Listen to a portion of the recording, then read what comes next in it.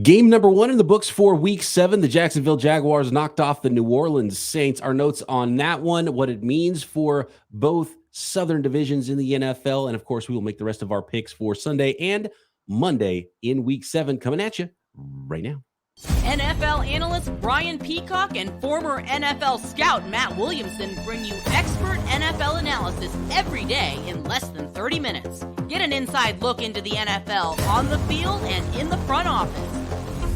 With elite breakdowns, next-level analysis, and in-depth information only for the real NFL fans. This is Peacock and Williamson, and it starts now.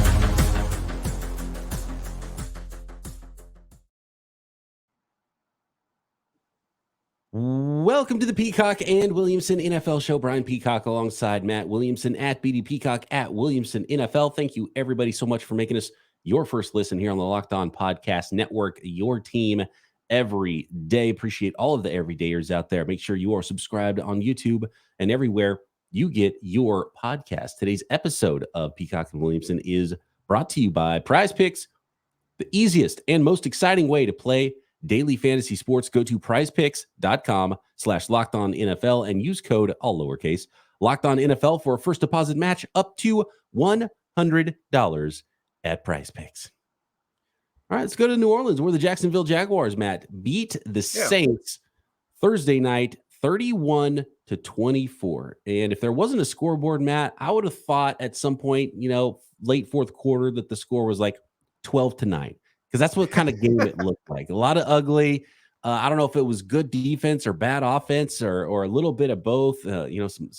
Some turnovers that didn't help, but then they didn't hurt either because the Saints weren't able to capitalize when the Jaguars turned it over early in the game. Derek Carr mad at his receivers. So take me through this one, Matt. Jaguars improved to 5-2. Some notes on that record for the Jaguars going back to last year, actually. And the New Orleans Saints now at an even 3-3 on the season. Great win for the Jags. In that short week on the road, we heard all about Lawrence's knee, and he has to wear a brace, and didn't really slow him down at all. And he was running and scrambling and all that good stuff. And it looked like a blowout early on. Like, I thought the Jags were just going to run away with this and this thing was over. I mean, it was 17-6 at the half. 2 bad turnovers for the Jags that didn't even keep the Saints in it. I mean, they couldn't do anything with the turnovers, the gifts they got. But then they kept scratching and 15, fourth quarter points and came back in this thing. And sometimes, not to excuse it for the Jags, but I do think sometimes these short weeks, weird road trips, it's hard to play 60 minutes, that the last 10 minutes you're just kind of hanging on for dear life and you're pretty fatigued. And I kind of got that feeling. But again, Jags are 5-2. Nice long break before they actually come here to my hometown to play the Steelers. And I like their chances in that one. I like their chances in the division.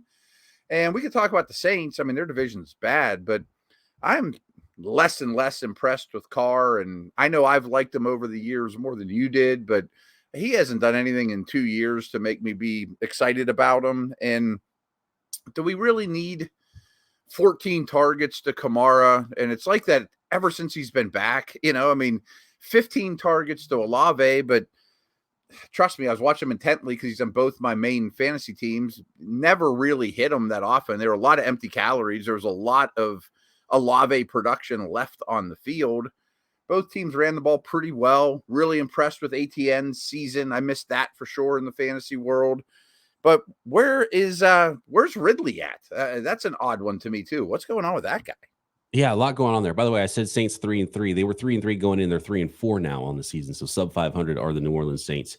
As far as the quarterbacks go, starting at the very beginning of the game, when on the first series of the game, and Trevor Lawrence was able to scramble forward, and you could tell he was, he's got a brace and he's got a bad knee, but he was still able to run. And I was like, oh man, I should have picked the Jaguars because I think I did take the points and take the Saints at home and took the home dog took the. What was it? No, the Saints are actually favored by 1. And actually, that one might have come into play if Foster Moreau could have caught that last pass from Carr and tied the thing up. Maybe it'd have been a tie game at the end. But it was like, oh, no, I screwed up. The Jaguars are going to win this football game because he's not first of all, he played because we didn't know if he's going to play when we made our picks. But he's also not that hampered by the bad knee. So that's great news for the Jaguars. Great news for Trevor Lawrence. But to your point about Ridley, I mean, he looked like he was going to have a huge year to start. I loved what I saw from him in preseason. He's running routes crisp, and I don't know, it's just not really connecting. And No. I got that feeling from both of these teams, and even like ETN's putting up points, and Alvin Kamara's putting up fantasy points, right? But it's not huge production, it's like 20 carries for 58 yards and stuff like those are some of the lines we're seeing for Travis Etienne. He's getting the end zone a lot, by the way. And I love the workhorse usage if he's on my fantasy team, and for Kamara getting 29 touches, 17 carries, and 12 targets. But it's not like game-breaking stuff. And so I think both these teams on offense need somebody to make more plays outside of the quarterback. And I mean, and I'm not impressed with the quarterback either on the Saints side. No. That absolutely worries me with Carr, and he's just too conservative, too happy to check it down. And I understand he's dealing with an injury, but this has been who he's been for a while now. I think Lawrence is a star. I'm not even saying they should go to Winston, although I'm a Winston believer. I can't quit that guy, but I'm not sure that their quarterback's on the roster.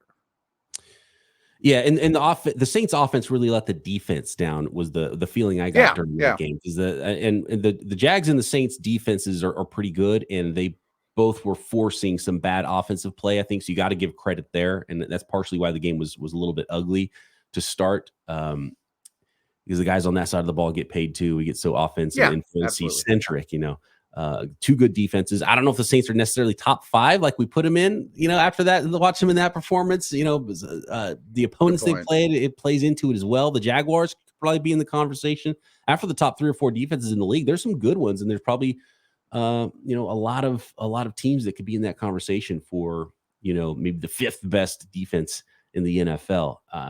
But real quick, here's a stat for the just wins and losses going back for the Jaguars now. Going back to, they had a week 11 bye last year in 2022.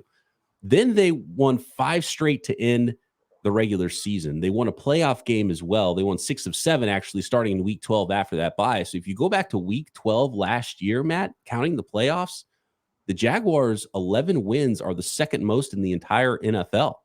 Second behind the 49ers with 12, and they're tied with the Kansas City Chiefs with 11 wins. Wow, I wouldn't have thought that at all. But I do think they're a contender. I think they're going to run away with that division. And I'm with you on terms of, real quick on the defenses. I think both these defenses are pretty good. I think the Jags is rounding into shape. They kept highlighting Ololokon, who's looks like the leader of that group, and Lloyd. They have a good big pair of linebackers. But there were 55 points scored in this game and 1 sack. That's what I was saying. It was like it felt like a 12-9 game because it felt ugly and off, and then they almost scored 60 combined points. Yeah, exactly. So I know we got a tweet about the Saints, and you guys are wrong about the Saints, and I think we are wrong about the Saints, but we're not wrong about the division. The division stinks. Yeah, I mean, it was, we didn't pick. I don't even remember who I picked to win that division, but I picked the Saints, but I wasn't like, oh, they're a contender. They're going to win 12 games. I mean, they just have a super easy schedule. Chris Diggity on Twitter said, "Can you and Williamson admit you are wrong about the Saints? Top 5D NFC South winners. Carr, Bucks are the best in the division." I don't know if Christian is a Bucks fan there, but smells like it. Yeah, it does smell like that. I again, as Matt noted, I've never been big on Carr. Picking the Saints to win the division. We talked about how it's a 3-horse race. Could be any of the Saints, the Falcons, and we'll get to the Bucks game a little bit later and make our picks for the rest of the week 7 schedule. But yeah, maybe the top 5D, even though the numbers said the Saints were coming into week 7, maybe they actually aren't. But again, I think their offense let their defense down, especially this week. Yeah, but I'm not kicking myself for picking them to win this division. I don't think any of these teams are contenders, and I think 3 of them are all pretty equal. Yeah, and 3 and 4 definitely doesn't put them out of contention either right now. True. So they could turn some things around. The Olave Carr thing is kind of alarming though, because Olave is supposed to have a huge year this year, but quitting on routes and then his quarterback mad at him and doesn't trust him. That's not a good recipe for the Saints to turn around and start winning more games, because they should be an above 500 team probably right now. But on the play you had to have, you got Olave one-on-one in the end zone, and he predetermined he was going there no matter what. You know, I didn't like that at all. I mean, I didn't like it at all. Right. Well, terrible for Foster Moreau with what he's been through and coming back. And he was distraught after the game. And that was a bummer because he dropped the game tying touchdown there as long as they kicked that extra point. Or who knows, maybe they would have gone for 2 in that situation. But that Carr threw that so early. He just trusted that his guy was going to win. And I think that's a low percentage play, 4th down. They corner just pushes you to the sideline, and a lot of it's not like the biggest 6'5", forward either. So I don't know. It's a weird decision on that one. It was clearly predetermined. It's like, well, we're going to throw a 50-50 ball, and maybe less than 50-50 with those red zone fade routes. Didn't love it. Yeah. So there you have it. Yep. Speaking of the Bucs, we are going to talk about that Bucs game. Make picks for all of the rest of Week 7 here on Peacock and Williamson next.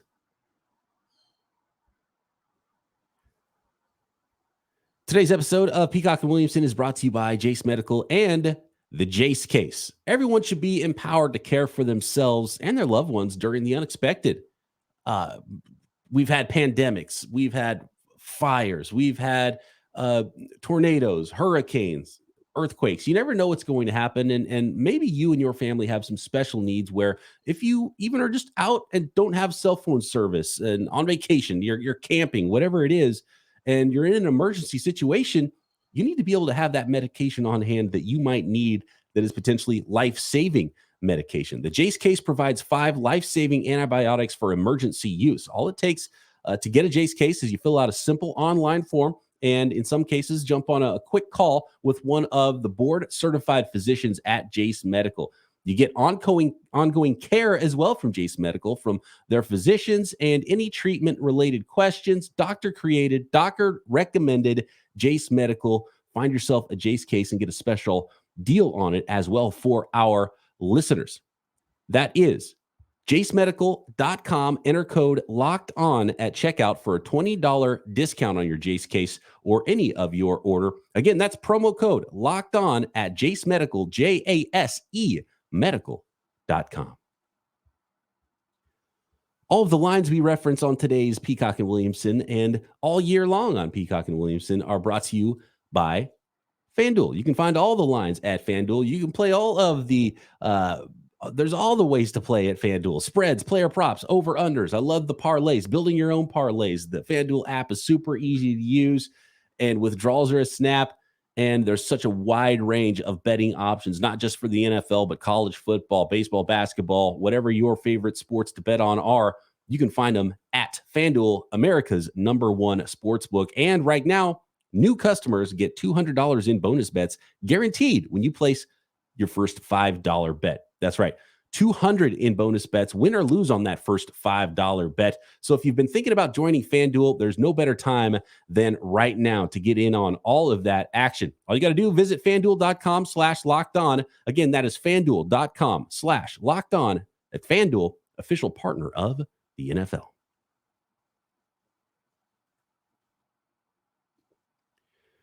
All right, here we go. We've got a rookie quarterback showdown, Matt, and one that we did not expect to have in the 2023 season, and that is with Jimmy Garoppolo out, with Justin Fields out. It is the Las Vegas Raiders and quarterback Aidan O'Connell, according to reports, at Tyson Bagent and the Chicago Bears in Week 7. The Raiders favored by 2.5 on the road here in this one. Boy, so first of all, I just want to make note. It sounds like Baltimore, Washington, Philly areas, like that area of the country is going to get hit pretty hard with weather this weekend. I don't think Chicago's in that mix, but I just wanted to throw it out there that we need to pay attention to that. But you always think of weather with Chicago, at least I do. It is the Windy City after all. Yeah. Turf's a little softer and, man. The over-under, by the way, 37. The lowest of the week. I'm kind of leaning towards the under, even though it's that low number. Boy, I think it's going to be a close game with these two quarterbacks. I guess I trust the Raiders offense more, though, even in that situation. And the Raiders defense has played better than I think their talent indicates. It's been okay. I thought it'd be one of the worst in the league.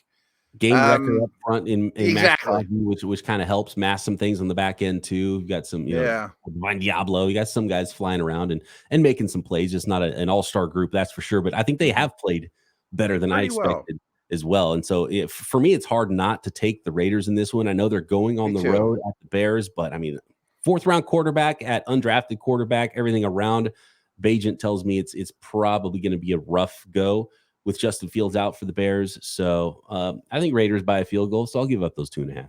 Yeah. If this was 3 or more, I probably wouldn't.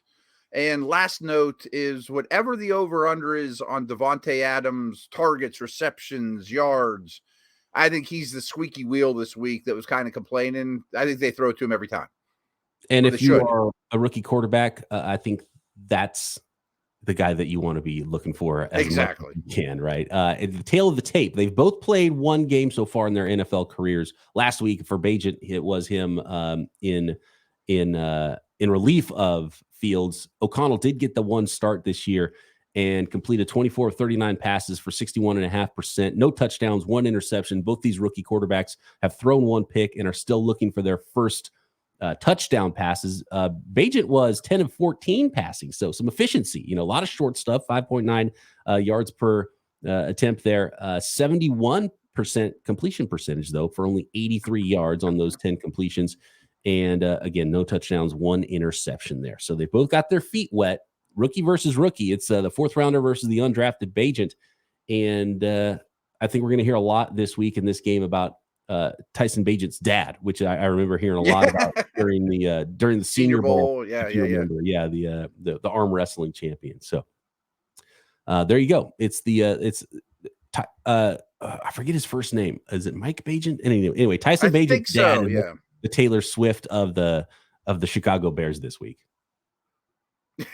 That's a good way of putting it. Yeah. Hey, look who's here. Famous arm wrestler. Not quite famous arm wrestler. Yeah. I don't think not quite as famous. I don't think the NFL Twitter handle is going to get 4 million new followers like they did when the Swifties showed up. But the great Bagent arm wrestling madness. Yeah. Yeah. Hey, the arm wrestling community comes strong. Okay. I forget who arm wrestled him at the Senior Bowl. One of the announcers or whatever. He just kind of laughed at him. Yeah, I just actually saw that clip this Pretty morning. Funny. Looking at it, it was funny, and he was great on the mic, by the way. So I put him in the booth too. Have him come by and talk about taunting him a little bit. Yeah, good stuff. Aidan O'Connell, though, I was impressed with in the preseason. So me too. Yeah, it's a clear advantage for the Raiders here. I agree. I do trust him more, and I think he has more around him. Let's go to that Buccaneers game. It is the Falcons and the Bucs. This is a big week for a team like the Buccaneers, who are, if I'm not mistaken, coming off a bye, right? At 3-2, have the opportunity to get a little space in the division with the Saints loss and potentially knocking off the 3-3 Falcons here. And it is the Tampa Bay Buccaneers favored by 2.5 at home hosting the Atlanta Falcons. I think this is a very close game, so I'm going to take the points, but I probably would pick the Bucs to win, like 21-20, something like that, 24-23, close field goal type game. Don't expect weather here, but I do think the Falcons are doing some things better. I think their D-line and defense as a whole is really improved from a year ago. I also think that they're finally getting much more out of Drake London and Pitts. Like you can start Pitts in fantasy now, I think. So I think that the Falcons are very, very competitive in this game. It's down to the wire. What's funny is I saw a graph on projected. It was a fantasy thing, and one of the things I love about the fantasy community is how insane they are and how insane they are with stats. And so I just like following a ton of fantasy accounts because you get weird little nuggets because they're always trying to find a statistical edge and, a way to crunch numbers. So they don't have to go watch film of all these teams. They can look at the numbers and, and then I love the film analysts as well. So I've got like, a list of film junkies that I love watching their stuff and getting their takes. And then I go to the stat heads and the fantasy nerds and get all their stuff. And so it's fun. But anyway, the projected the team with the most projected tight end fantasy points based on fantasy usage this season is the Atlanta Falcons by a lot. Yeah. Seeing like Jonnu Smith is the one that's actually been the one that's been more of the beneficiary, is like the number 2 tight end than actually you've seen in Pitts. Because you see that graph and you're like, how could it be? Because you look at Pitts' production, but it's guys like Jonnu Smith involved as well. Yeah, and I think that they do have weapons, and I would actually use Bijan more. Real quick on that. You saw it in week 1 because they played the Niners. I sent it to you, but I do this weekly max stats for Steelers and their opponents, and it goes up on Steelers.com, and frankly, they neuter a lot of the bad stuff out, that doesn't make the Steelers look so great. But anyway, I get 40% of that from fantasy sites. There's these fantasy sites really dig in deep, and there's tons of information out there to get. So I'm with you. It's a great resource. By the way, the weather in Tampa, it's looking like it's going to be about 78 degrees. So it's not going to be. It sounds good right now. Weather is not going to be a factor. Okay. Yeah, I don't want to make Chris Diggity mad, the listener, the Bucs fan that chimed in a little bit earlier, but I think it's going to be sort of an ugly game, potentially a low-scoring game, and for that reason, I think I like the points as well. But I would take the Bucs straight up to win, which is not a great bet either way. So we probably stay away from it.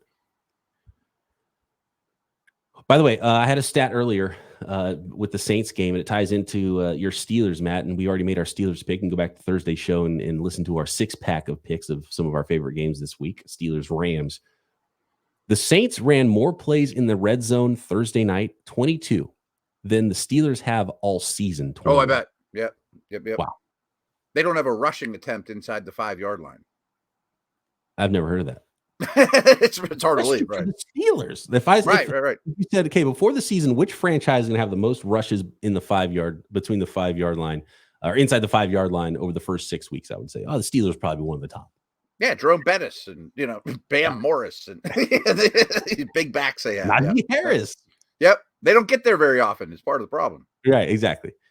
All right, moving on. We got a ton more games to get to here in our in the week 7, making our picks, even though there are 6 teams that are on bye. So Bengals, Cowboys, Titans, Jets, Panthers, Texans, all on bye. Panthers and Texans, which means Aidan O'Connell versus Tyson Bagent. Those are the only 2 rookie quarterbacks that are starting this week. Didn't think of that. Okay. With Richardson hurt, Texans, Panthers on bye. So, all right, we'll make some more of our picks next, including a really good one. Dolphins, Eagles in prime time next.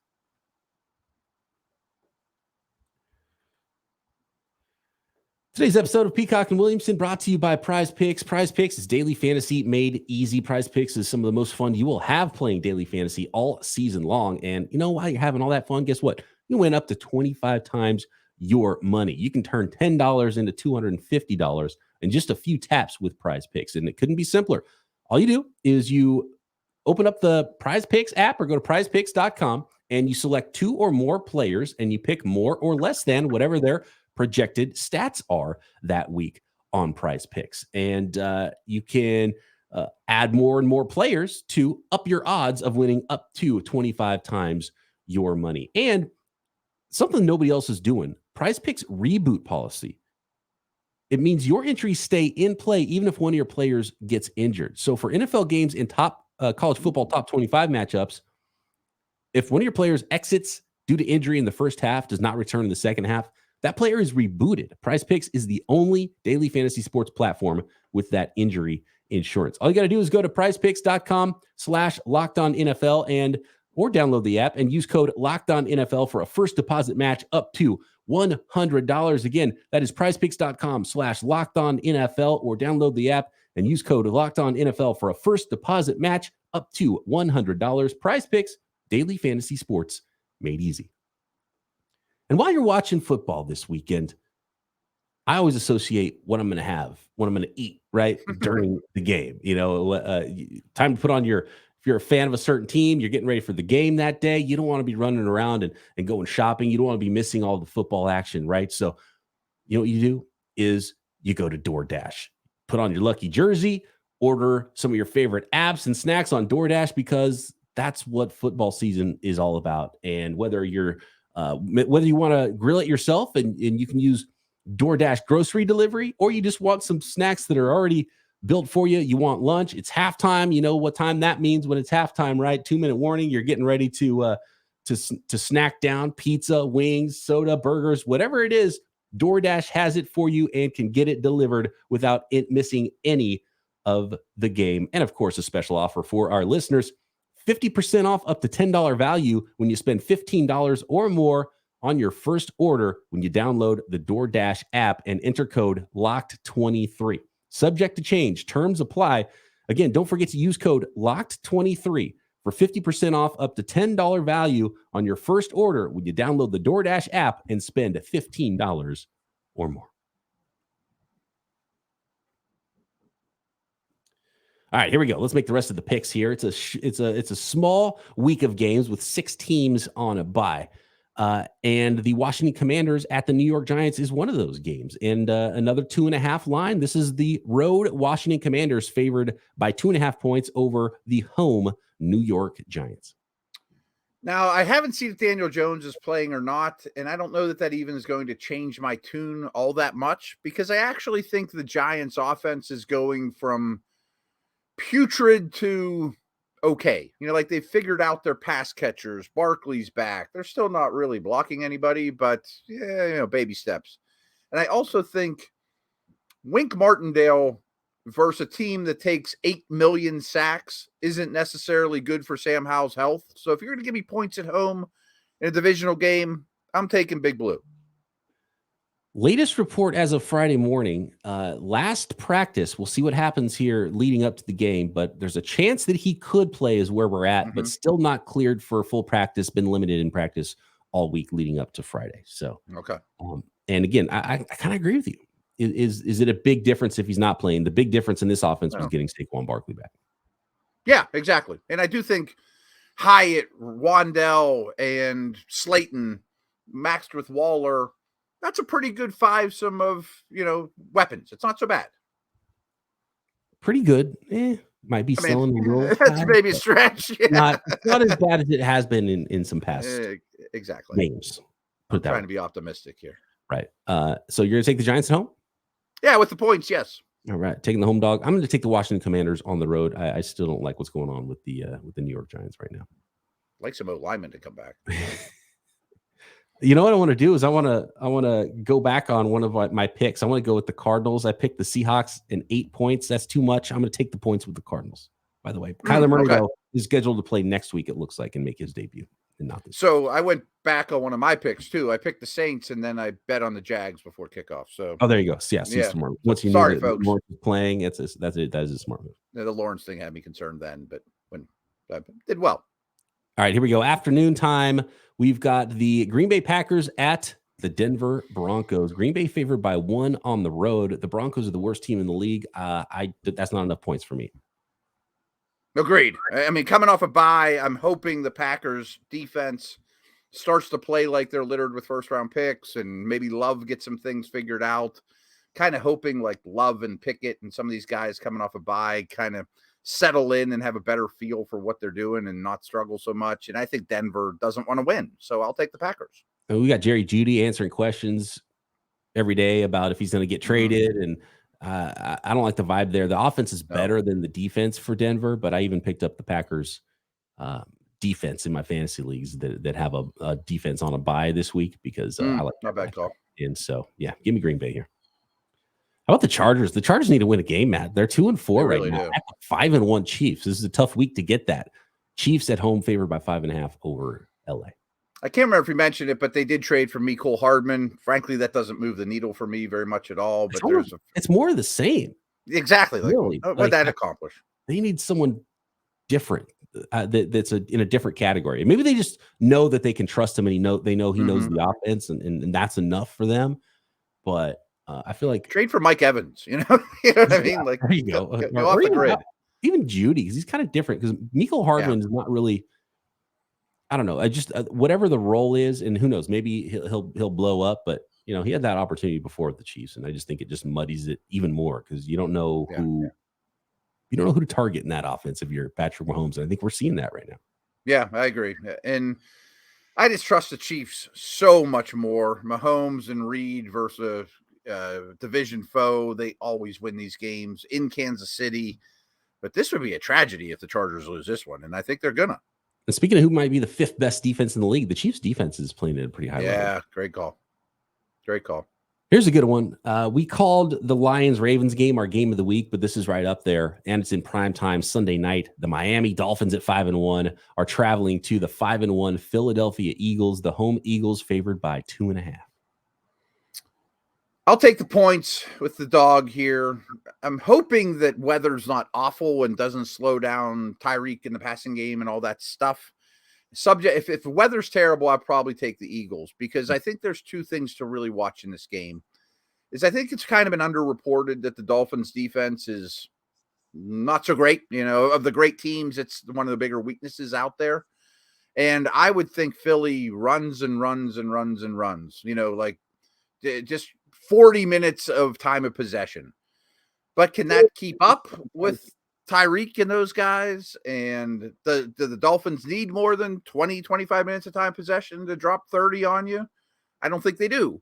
And I also think that the Dolphins offense is a terrible matchup for Philly. And I like Philly's D. They're in that top 5, not quite, defense conversation. But the way to stop Miami's offense, or at least slow it down or get in the way, is through coverage. I mean, a great D line gets neutralized because the ball comes out so fast that you need to slow down the receivers. And I really am not confident in the back 7 of the Eagles defense. So their great pass rushers might not matter in this game. So I'm going to take the points. And weather really helps the Eagles more than the Dolphins. It would. Yes. As of now, it's looking like little rain Friday. Most of the worst is going to be Saturday with a lot of wind and showers, and then no rain Sunday. But maybe some wind there. So up to 20-degree winds on Sunday is what it's looking like. But the rain will be done. So is the turf soggy on Sunday? Is it nice? Sun will be out, but still windy. That will hurt the flight of the football. So whoever runs the ball better might win the game. But the Dolphins can run the ball as well. But Eagles might be up to that task. And so really interesting game here. And I think it's a popcorn game. It'll be so much fun to learn about these two teams. The Eagles need to play better, though, to beat the Dolphins, because they've kind of walked to a 5-1 record and had enough and just been better and beaten teams in the second half, but they haven't really played at the level that I think they can this year. I don't think that's going to be enough if they play that type of game against the Dolphins, because the Dolphins have clicked, and they have clicked pretty well on both sides of the ball in a lot of games. So it'll be an interesting one. And if they can contain the big run and the wind affects the deeper passing game, then I think it does skew toward the Eagles, but I like the Dolphins better, and I'm going to take the points. Me too. I'm getting points is the key here. If the weather was awful, I would probably subject to change, but that's a game time thing. I agree. And then Monday Night Football, it is the San Francisco 49ers looking for a bounce back after their first loss of the season at 5-1 at the 2-4 Minnesota Vikings. Niners favored by 7. As I'm sure you've done a lot of research for this game, the Vikings blitz at an obscene level, and I assume that's what they'll try to do, but I think it'll burn them in this game. I don't think this is a team you want to blitz with all the after the catch stuff the Niners have. You know better than I do, but I'm guessing their weapons are available, or at least some of them. Even if not, I think Ayuk is plenty, and Kittle. And I think that they're the best team in the league, and they're a little pissed off. So primetime game, I'm taking the Niners. Yeah, and it's really the only thing that the Minnesota Vikings defense has is they're going to come after the quarterback. But we saw Brock Purdy do really well against the New York Giants, who blitzed Purdy at 85%, which was the most in the StatCast era that one quarterback was blitzed and had extra rushers sent at him. And he did throw one kind of the other team at the beginning of that Giants game. George Kittle actually did a great job of batting that ball away. And then Purdy figured it out and was good. And he was getting all the ball out quick. Anticipation. That's what Purdy's been all about. And then letting those guys catch and run. As of now, this is a tough one. This is one you might want to wait on until Monday morning and find out. It's good that the 49ers have an extra day here, but all of their players that are on the injured list, or the 3 offensive players that were hurt last week, McCaffrey, Debo, and Trent Williams, all day to day, all I would say are not likely to play, maybe, but not doubtful to play either. Okay. And they all escaped major injury, which is the good news there. So, 2 out of not sure Shanahan has to tell the world about it today either, right. And they weren't practicing in the first practice of the week. But again, this is Thursday's practice is more like a normal week, Wednesday practice. So, you're going to hold those guys out And so that's one to monitor for sure, because it'll make a big difference with the, those catch and run guys, and just have everyone available. But I like the Niners either way. Me too. I think the Niners potentially could blow them out. I think they got slapped in the face a little bit. They're going to be angry. And without Justin Jefferson, exactly, I don't know if there's enough firepower on the offensive side of the ball, even if the 49ers don't have all their weapons on offense. Like, I could see the Niners D being a great start in fantasy, sacks and tip balls and interceptions, and, in addition to. So I think they run away with this game. There is your week 7 slate of picks. If you missed our Thursday episode of our weekly 6-pack of picks, you can find what we thought about Browns, Colts, Steelers, Rams, Bills, Patriots, Cards, Seahawks that we mentioned, and Lions, Ravens as well. Should be a fun week of games. And of course, Matt and I will be back Monday to break everything down right here. Peacock and Williamson.